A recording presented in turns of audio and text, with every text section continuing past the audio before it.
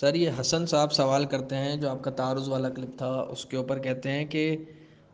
آپ نے جو ویلیڈیشن آف قرآن کا جو طریقہ کار بتایا ہے، اصول بتائے ہیں تعارض حل کرنے کے، اس میں یہ ہے کہ ناسخ منسوخ پہلے دیکھیں، پھر اس کے اندر کوئی دیکھیں راوی کون سا اچھا تھا، کون سا ثقہ تھا، کون سا نہیں تھا. یہ طریقہ کار آپ نے بتائیں، درجے بتائیں کہ اس کو یوں کرتے ہیں تو پھر تعارض حل کیا جائے گا. تو سب سے پہلے کیا، اور پھر آپ نے یہ کہا تھا کہ قرآن پہ پھر لوٹا دیا جائے گا جب کوئی بھی حل نہ نکلے.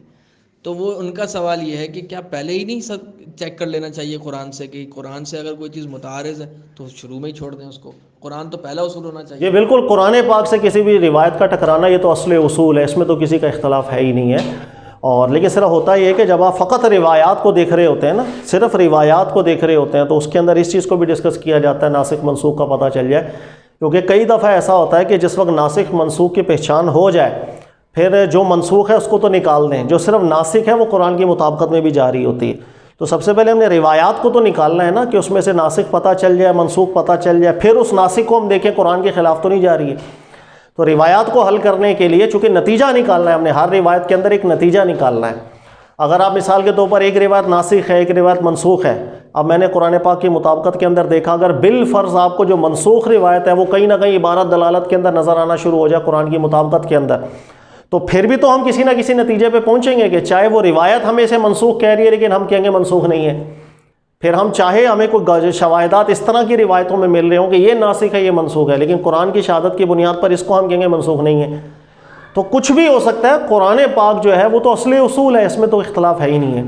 لیکن صرف فقط جب ہم روایات کو غور کر رہے ہوتے ہیں تو پھر اس کے سٹیپس الگ طریقے سے بھی دیکھے جاتے ہیں. حتمی فیصلہ قرآن ہی بیان کرتا ہے، اس میں کوئی شک نہیں. سر اگلا کمنٹ ہے، اسد صاحب یہ ذکر کرتے ہیں، وہ آپ کے جادو والے کلپ پہ آپ نے جادو پہ علمی تحقیق بیان کی کہ نبی پاک اسلام پہ جادو ہوا یا نہیں. تو وہ کہتے ہیں کہ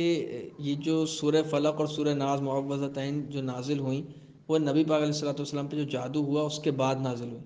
تو اس بارے میں آپ کی کیا رائے ہے؟ ہاں، یہ ہمارے یہاں کافی مشہور ہے کہ معوذتین جو ہے سورہ فلق و سورہ ناس، یہ غالباً نازل ہوئی تھی جب اللہ کے نبی علیہ السلام پر جادو ہو گیا تھا، تو اس کے بعد اس جادو کے توڑ کے لیے یہ صورتیں نازل ہوئی ہیں. یہ بہت کچی بات ہے، یاد رکھیے گا. بہت سے محدثین ہیں جن کے نزدیک سورہ فلق اور سورہ ناس یہ تو مکہ میں نازل ہوئی تھی، یہ مدینہ میں نازل ہی نہیں ہوئی تھی. اور جو جادو والا واقعہ روایات کے اندر آیا ہے وہ مدینہ منورہ کا ہے. مثلا محدث ابو سعود کو اگر آپ دیکھ لیں، ابن عاشور کو اگر آپ دیکھیں، اس کے علاوہ دیگر محدثین سعدی ہیں، حضرت عبداللہ ابن عباس سے بھی جو روایت آئی ہے، ان کے نزدیک صحیح سند کی ہے وہ یہی ہے کہ سورہ فلق و سورہ ناس تو مکہ میں نازل ہوئی تھی، اور جادو والا واقعہ جو روایات کے اندر آیا یہ تو مدینہ میں ہوا تھا. کچھ محدثین نے یہ بھی غور کیا تو ان کو ایسا لگا کہ سورہ فلق و سورہ ناس جو ہے یہ مدینہ میں نازل ہوئی ہیں. تو یہ ایک ٹاپک خود ہی ایک اختلافی درجے کا رہا ہے کہ سورہ فلق اور سورہ ناس نازل کب ہوئی تھی. تو یہ حتمی طور پر رائے نہیں دی جا سکتی کہ سورہ فلق و سورہ ناس یہ رسول اللہ صلی اللہ علیہ وسلم پر جادو والے واقعے ہونے کے بعد ہی نازل ہوئی تھی اس لیے کہ جادو کا توڑ ہو. یہ بات نہایت کمزور درجے کی ہے. اور دوسری بات یہ ضرور ہے کہ جب سورہ فلق و سورہ ناس نازل ہو گئی تھی، اس کے بعد اللہ کے نبی صلی اللہ علیہ وسلم برکت کے لیے جب اپنے اوپر دم کرتے تو انہی صورتوں کا دم کیا کرتے تھے، اس میں کسی کا اختلاف نہیں ہے. بلکہ جبریل بھی کئی دفعہ آتے تھے اور اللہ کے نبی علیہ السلام پر یہی صورتیں پڑھ کے دم کر دیا کرتے تھے. تو ان صورتوں سے دم کرنا، رقیہ کرنا، اس میں کسی کا اختلاف نہیں ہے. یہ ایک اختلاف ضرور ہے کہ سورہ فلق اور سورہ ناس نازل کب ہوئی. تو اگر مکہ میں نازل ہوئی تھی تو جادو والا واقعہ تو مدینہ میں آیا تھا. اگر مدینہ میں نازل ہوئی تھی تو اس میں بھی اختلاف ہے کہ کیا جادو والے واقعے کے بعد نازل ہوئی تھی یا اس سے پہلے نازل ہوئی. تو یہ اتنا اختلافی موضوع ہے کہ اس میں ایک رخ پہ جزمی طور پر نہیں جایا جا سکتا کہ سورہ فلق اور سورہ ناس نازل ہی جادو والے واقعے کے بعد ہوئی تھی. یہ کمزور بات ہو جاتی. صحیح. رفیع خان صاحب سوال کرتے ہیں کہ عمر فاروق تو غسل جنابت میں تیمم کرنے کے قائل نہیں تھے، جبکہ قرآن پاک کی جو آیت ہے او لامستم النساء والی، اس کے اندر تو یہ واضح دلالت ہے کہ اس کے اندر بھی تیمم کیا جا سکتا ہے. تو کیا یہ بات قرآن کے خلاف نہیں؟ جی، وہ میں نے اپنے کلپ میں جو ذکر کیا تھا وہ اس لیے ذکر نہیں کیا تھا کہ میرا یہ موقف ہے کہ غسل جنابت میں تیمم نہیں ہو سکتا اگر پانی اویلیبل نہ ہو. وہ میں نے اس کانٹیکس کے اندر یہ بات کی تھی کہ عمر فاروق حضرت عمار بن یاسر کی روایت کو قبول نہیں کر رہے تھے. دوسری بات، حضرت عمر فاروق کا روایات کے اندر یہ موقف ضرور آیا ہے کہ اب غسل جنابت میں اگر پانی نہ ہو تو تیمم کرنے کے قائل نہیں تھے.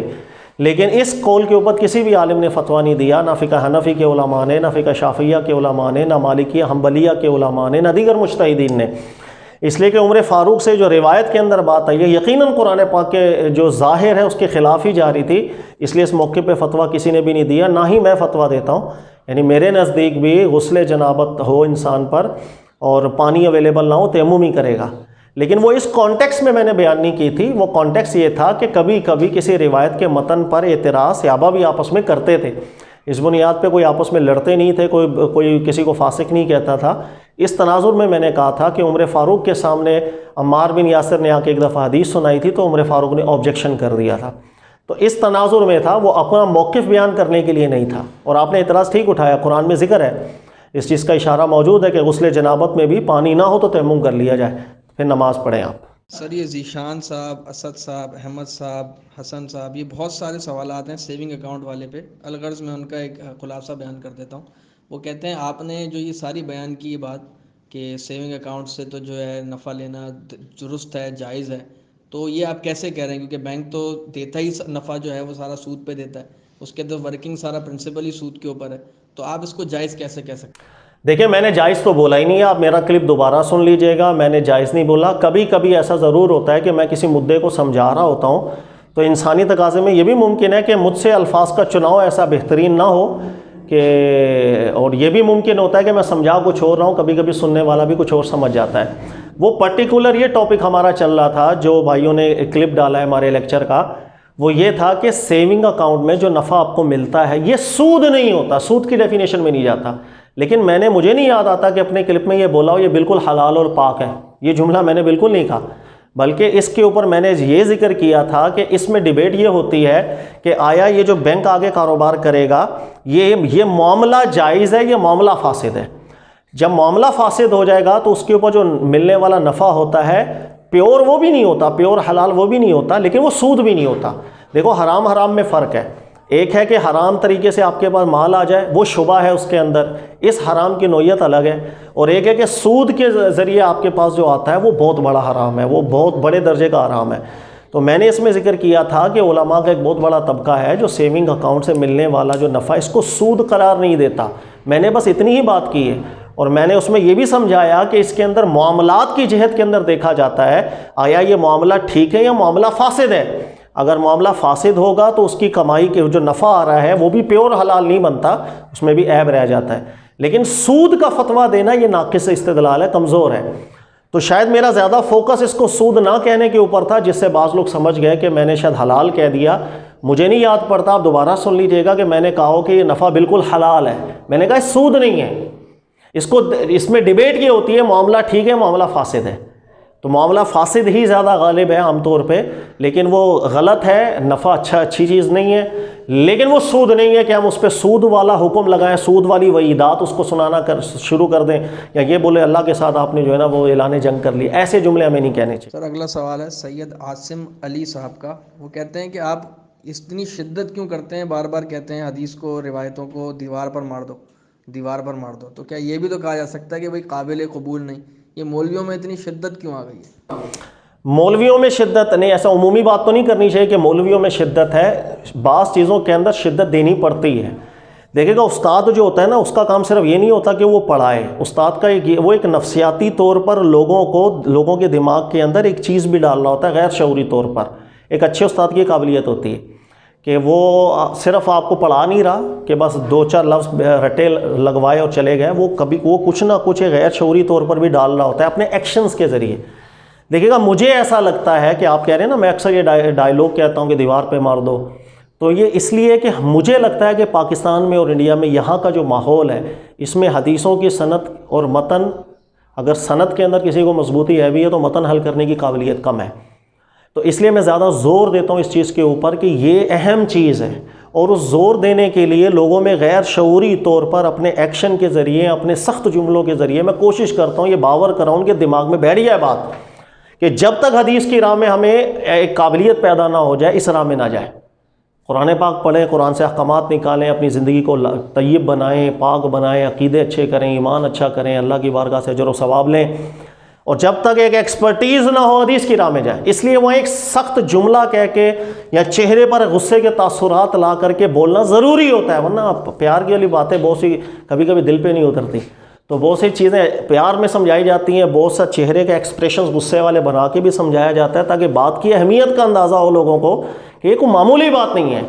کہ ہمارے یہاں غلط نسبتیں کر دی جاتی ہیں بعض روایات کی بنیاد پر، اور روایات ٹھیک نہیں ہوتی، علماء آبجیکشن کر کے گئے ہوتے ہیں اس پر، ہم سنا رہے ہوتے ہیں، تو اس سے ایک فتنہ پیدا ہو گیا۔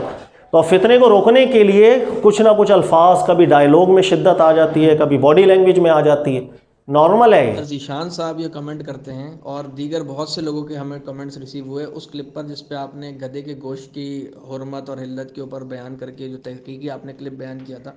اس میں کہتے ہیں کہ آپ نے گدھے کے گوشت کے بارے میں بتا دیا، لہسن کے بارے میں بتا دیا، لیکن اسی روایت کے اندر ایک متاع کا ذکر بھی ہے، نکاح متاع کا۔ آپ نے نکاح متاع کو تو چھوڑ دیا۔ اور دیگر یہ کمنٹس بھی ریسیو ہوئے کہ غامدی صاحب اس موضوع کو لے کے یہ کہتے ہیں کہ یہ تو قرآن و سنت کی جو ہمارا جو عمومی اصول ہے، اس کا جو دین کا مزاج ہے، اس کے سراسر خلاف ہے یہ نکاح متاع۔ تو آپ اس بارے میں، نکاح متاع کے بارے میں، یہ گدھے کے گوشت کے حوالے سے اس میں ہم نے پوری تحقیق بیان کی تھی، تو اسی حوالے سے بعض لوگ اگر سوال کر رہے ہیں کہ اس میں نکاح متاع کا ذکر آیا تو اس پر بھی تحقیق بیان کریں۔